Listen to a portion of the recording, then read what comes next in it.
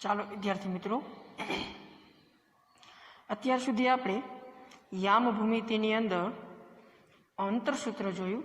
કોઈ પણ બે બિંદુઓ વચ્ચેનું અંતર મેળવવું હોય તો કેમ મેળવી શકાય.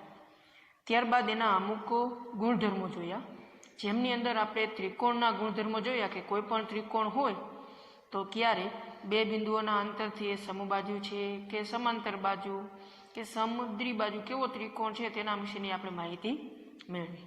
હવે આગળ વધીએ ચતુષ્કોણ માટેના ગુણધર્મો.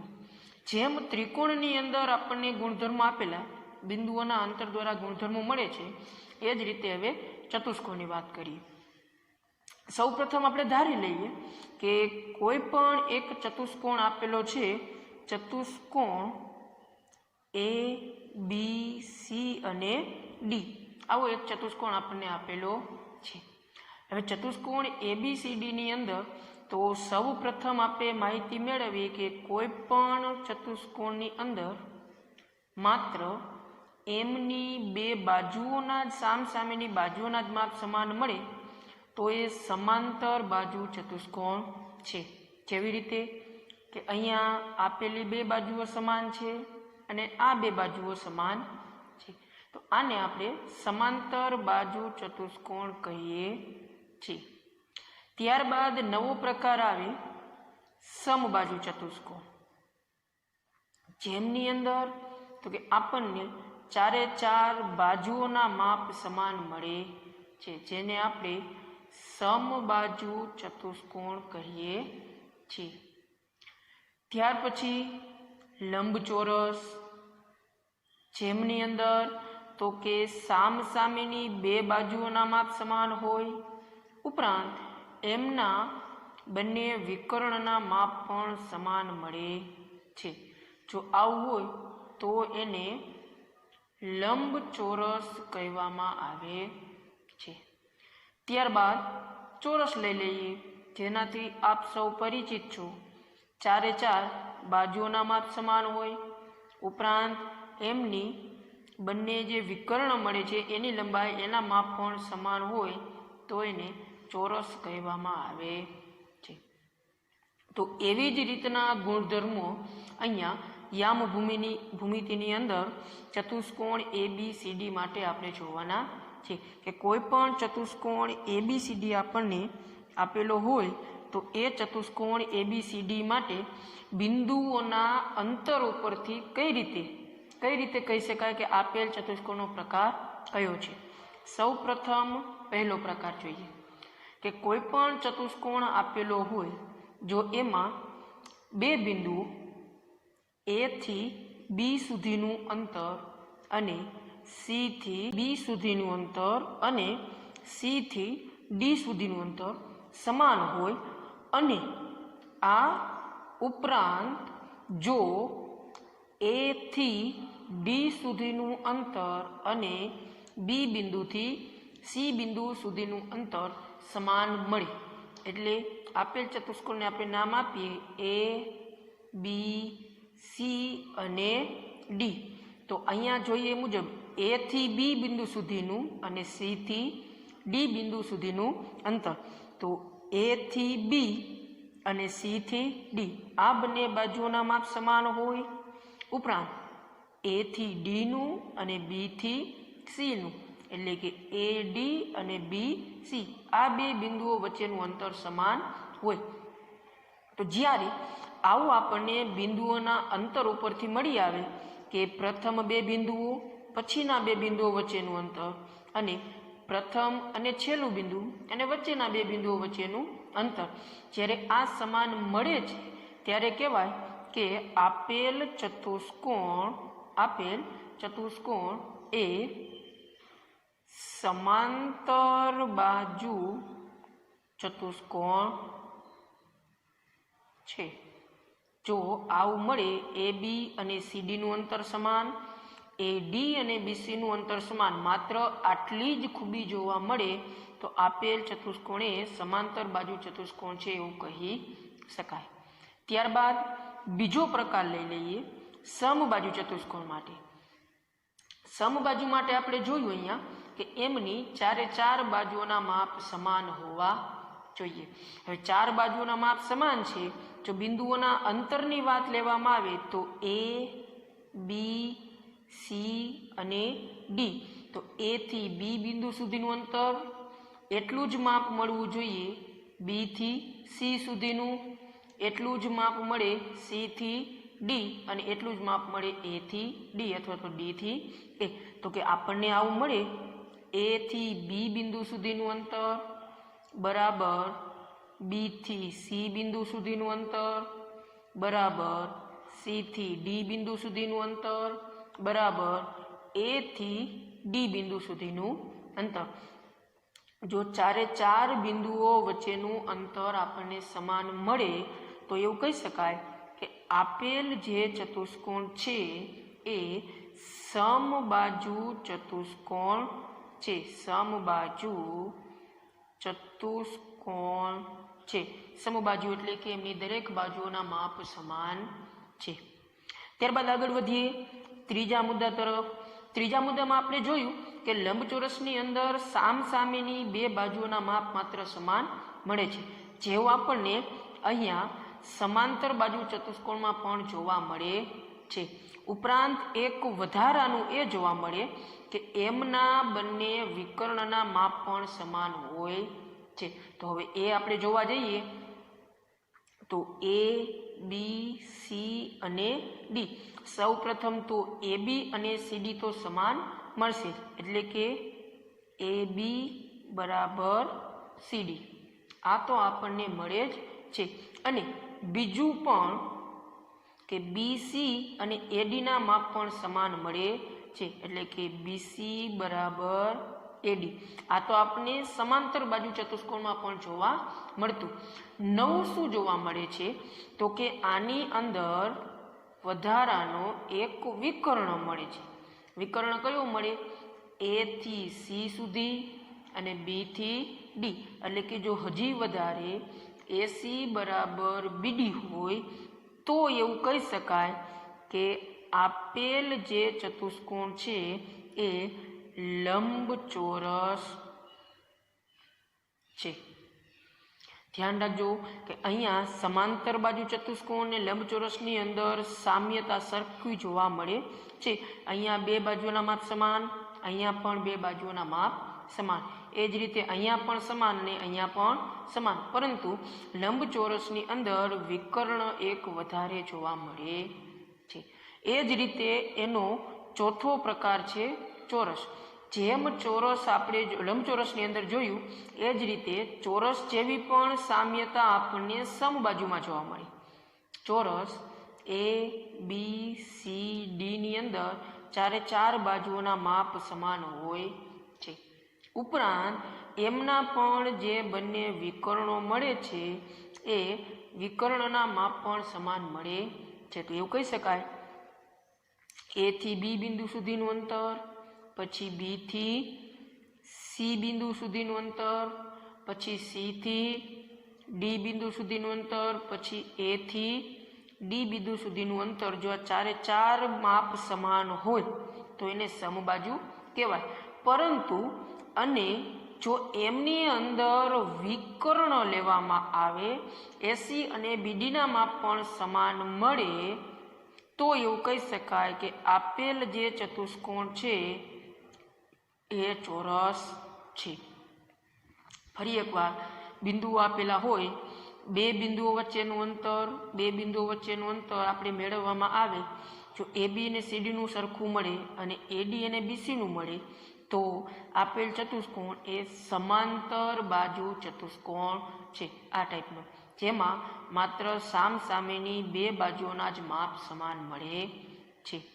જો ચારે ચાર બિંદુઓ વચ્ચેનું અંતર સમાન મળે તો એવું કહી શકાય આપેલ ચતુષ્કોણ એ સમબાજુ ચતુષ્કોણ છે। જો સામસામેની બે બાજુઓના માપ અને વિકર્ણ સમાન મળે તો એ લંબચોરસ છે, અને જો ચારે ચાર બાજુઓના માપ સમાન હોય અને વિકર્ણ પણ સમાન હોય તો આપેલ ચતુષ્કોણ એ ચોરસ મળે છે। હવે અત્યાર સુધી આપણે આના અમુક સૂત્રો અને ગુણધર્મો જોયા। હવે આગળ વધીએ એમના સ્વાધ્યાય 7.1 તરફ। ચાલો તો જોઈએ હવે સ્વાધ્યાય 1 જેમની અંદર એવું કે છે પ્રથમ એક્સરસાઇઝમાં કે નીચે આપેલ બિંદુઓની જોડ વચ્ચેનું અંતર શોધો। પ્રથમ જોડ આપેલી છે 2 3 4 અને 1। હવે આપણે આ બંને બિંદુઓને નામ આપી દઈએ। ધારો કે a બરાબર 2 અને 3, b બરાબર 4 અને 1। હવે આમની વચ્ચેનું આપણે અંતર મેળવવાનું છે। અંતર મેળવવા માટે આપણી પાસે અંતર સૂત્ર છે કે a b નો વર્ગ બરાબર કૌંસની અંદર x1 માઇનસ x2 નો વર્ગ પ્લસ y1 માઇનસ y2 નો વર્ગ, જેમની અંદર x1 અને y1 એટલે a બિંદુઓના યામ, x2 અને y2 એટલે b બિંદુઓના યામ। સૂત્રની અંદર કિંમત મૂકતા જઈએ તો x1 બરાબર 2 માઇનસ x2 બરાબર b બિંદુનો x યામ એટલે 4 અને આખા કૌંસનો વર્ગ, વચ્ચે પ્લસના પ્લસ, y1 બરાબર 3 માઇનસ y2 બરાબર 1 અને આખા કૌંસનો વર્ગ। વધુ સાદુરૂપ આપીએ તો 2 માઇનસ 4 એટલે કે -2 આખા કૌંસનો વર્ગ પ્લસ 3 માંથી 1 બાદ કરો એટલે 2 નો વર્ગ, ફરી -2 નો વર્ગ જવાબ મળશે 4 પ્લસ 2 નો વર્ગ પણ જવાબ મળશે 4। બંનેનો સરવાળો કરીએ તો જવાબ થઈ જશે 8। જે કિંમત આપણને મળે છે એ બીના વર્ગની, આપણે તો માત્ર કિંમત જોઈએ છે એ બીની, એ બીની કિંમત જોતી હોય એટલે બંને બાજુ વર્ગમૂળ લેવામાં આવે એટલે એ બી બરાબર થઈ જશે વર્ગમૂળમાં 8। ફરી 8ના ભાગ કરીએ, એ બી બરાબર વર્ગમૂળની અંદર 4 ગુણ્યા 2, 8ના આપણે 2 ભાગ કર્યા, 4 ગુણ્યા 2 એટલે 4 દુ 8, જેમાંથી 4નું વર્ગમૂળ નીકળી જાય, એ બી બરાબર થશે 2 વર્ગમૂળ 2। ફરી એકવાર સાદુરૂપ તરફ ધ્યાન આપીએ। એ બીનો વર્ગ સૂત્ર છે જેનું આપણે સૂત્ર મૂક્યું x1 માઇનસ x2 નો વર્ગ પ્લસ y1 માઇનસ y2 નો વર્ગ, જેમની અંદર આપણી કિંમત મૂકતા જવાબ મળે છે -2 નો વર્ગ પ્લસ 2 નો વર્ગ, જવાબ 8 મળ્યો। એ બીની કિંમત જોતી, વર્ગમૂળ લીધું, વર્ગમૂળ લેતા આપણે એ બી બરાબર મળે છે 2 વર્ગમૂળ 2। તેથી આપણે કહી શકાય કે બિંદુ એ થી બી સુધીનું અંતર 2 વર્ગમૂળ 2 છે અથવા તો 2 વર્ગમૂળ 2 મળે છે। આ થઈ ગયો દાખલા નંબર 1 પૂરો। બીજો દાખલો જોઈએ, આના જેવો જ છે પણ જેમની અંદર કિંમત અમુક માઇનસમાં આપેલી છે। જોઈએ જો માઇનસમાં આપી હોય તો શું ફેરફાર થાય, તો કે સૌ પ્રથમ આપણે એ અને બી ધારી લઈ, એ બરાબર -5 અને 7, જ્યારે બી બરાબર -1 અને 3। ફરી સૂત્ર મૂકીએ, એ બીનો વર્ગ બરાબર x1 માઇનસ x2 નો વર્ગ પ્લસ y1 માઇનસ y2 નો વર્ગ, એમની અંદર x1 માઇનસ x2 એટલે x1 છે તો કે એ નો x યામ -5, પછી એક વખત આપણી પાસે સૂત્રના માઇનસ છે અને x2 ની કિંમત પણ છે -1 આખા કૌંસનો વર્ગ। અહીંયા ધ્યાન રાખજો, સૂત્રના માઇનસ એમ નામ રાખવાના, બી x યામ, એનું x યામ એટલે -1 તો 2 વખત માઇનસની નિશાની આવે, પ્લસ y1, તો y1 એટલે એમની કિંમત છે અહીંયા 7 માઇનસ y2 એટલે 3 આખા કૌંસનો વર્ગ।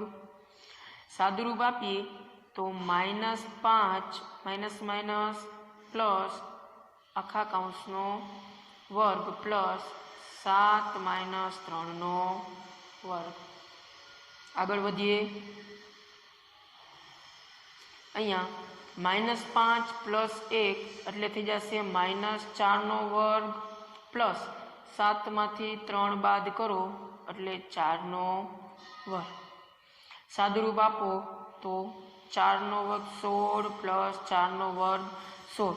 આપ સૌ જાણતા જ હશો કે કોઈ પણ માઇનસવાળી કિંમત એનો વર્ગ કરવામાં આવે તો જવાબ હંમેશા પ્લસ મળે છે. આપણે આ જે કિંમત મળશે એ મળશે એબીના વર્ગની કિંમત મળશે 32. 16 + 16 32.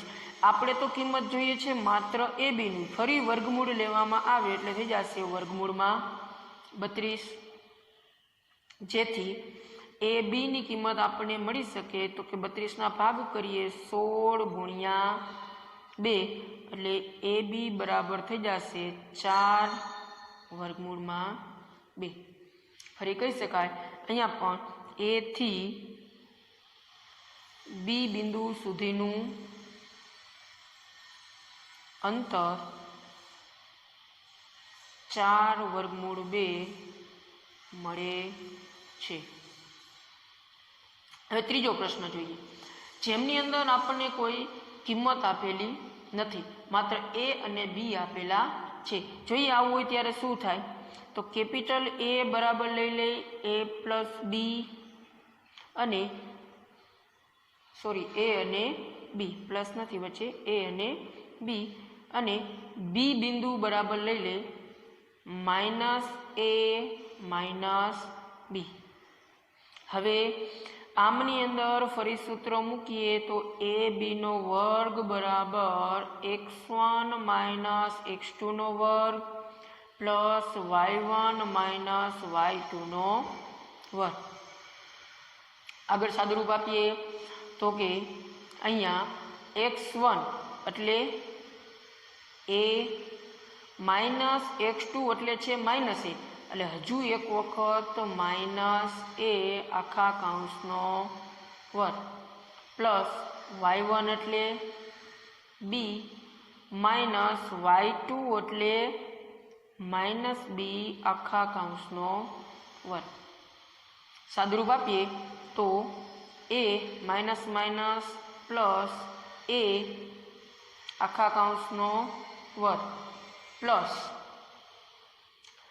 બી માઇનસ આ માઇનસ એટલે થઈ જશે પ્લસ b². હજુ આગળ સાદુરૂપ આપતા મળે 2a² પ્લસ 2b², જેનું સાદુરૂપ આપીએ તો થઈ જાય 4a² પ્લસ 4b². આ કિંમત આપણને મળે છે એ બીના વર્ગની. હવે આ 4a² 4b² એમાંથી જો આપણે 4 સામાન્ય લઈ લઈએ તો 4 કૌંસની અંદર વધે a² પ્લસ b². હવે જો માત્ર એ બી જ જોતા હોય તો આનું વર્ગમૂળ લેવામાં આવે 4a² પ્લસ b², જેથી એ બીની કિંમત મળશે 2 વર્ગમૂળની અંદર a² પ્લસ b². આ સાદુરૂપની અંદર ફરી એક વખત ધ્યાન આપીએ તો કે એ બીનો વર્ગ સૂત્ર મૂક્યું x1 - x2² plus y1 - y2². x1 એટલે એ બિંદુનો x જે a હતો, x2 એટલે બી બિંદુનો x જે -a હતો. એ જ રીતે y કિંમત મૂકી એટલે માઇનસ માઇનસ પ્લસ થઈ જાય તો a plus a² plus b plus b². સાદુરૂપ આપતા આપણને 2a² પ્લસ 2b² મળે છે. આગળ 4 સામાન્ય લઈ લઈ અને એનું વર્ગમૂળ લેતા આપણને એ થી બી બિંદુ સુધીનું અંતર 2 વર્ગમૂળની અંદર a² પ્લસ b² મળે છે. તો આ રીતના અંતર સૂત્રના ઉપયોગથી આપણે કોઈ પણ 2 બિંદુઓ વચ્ચેનું અંતર મેળવી શકાય છે. હવે જોઈએ વધુ આગળના દાખલાઓ.